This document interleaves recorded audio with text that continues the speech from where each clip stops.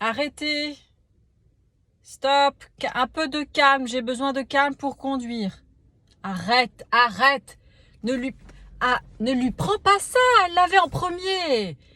On avait dit chacun son tour. Tu lui rends. Oui, bah non, ça fait pas 10 minutes. Sinon, j'avais regardé. Ah, enlève ton pied, là.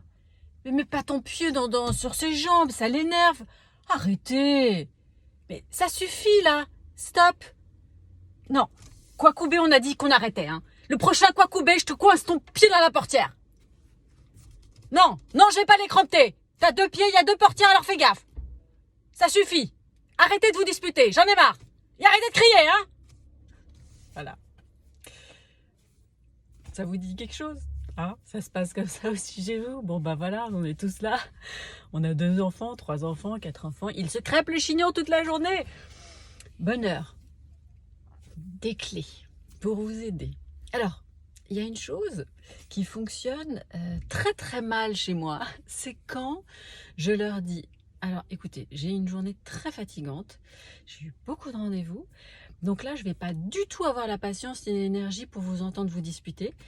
Et donc, je compte sur vous pour vraiment être cool ce soir parce que je suis crevée. Et là, vous pouvez être sûr que je mets la clé dans la serrure et que là, ça va être Beyrouth. Je suis à peu près sûre que quand je leur demande de ne pas se disputer, ne pas s'énerver et ne pas se crêper le chignon, ça démarre en un quart de seconde. Alors, j'ai analysé du coup, en me disant, mais pourquoi quand je leur demande précisément de faire un effort, ils font le contraire? Ce que j'ai constaté, c'est que quand je leur demande, quand je leur dis ce qu'il ne faut pas faire, c'est-à-dire ne pas se disputer, ne pas se crêper le chignon, ne pas hurler, ne pas dire Kwakubé, ils ne savent pas quoi faire du coup. Parce qu'ils savent ce qu'il ne faut pas faire, et déjà c'est compliqué. Si je vous dis, par exemple, ne monte pas sur la chaise, vous allez penser à la chaise, vous allez redécortiquer la phrase, ne monte pas, chaise, ah ok, il ne faut pas que je monte. La formule négative, elle embrouille l'esprit. Donc toujours formule affirmative. Donc ça c'est une chose, dites-leur plutôt ce que vous attendez d'eux. Donc j'attends qu'en rentrant, vous soyez chacun dans votre chambre, toi tu fais du piano, toi tu travailles, ou toi tu lis, ou toi tu fais ceci, ou toi tu fais cela. Donnez des choses simples à faire pour qu'ils sachent quoi faire et pas qu'on leur dise ce qu'il ne faut pas faire. Deuxième chose, c'est que quand je leur dis ne vous disputez pas, ce qu'ils entendent c'est disputer, c'est comme si je vous disais ne pensez pas à un éléphant bleu. Hop, l'éléphant bleu apparaît. Et ben voilà, c'est pareil. Ne vous disputez pas. Hop, oh la dispute, tiens, et si on se disputait?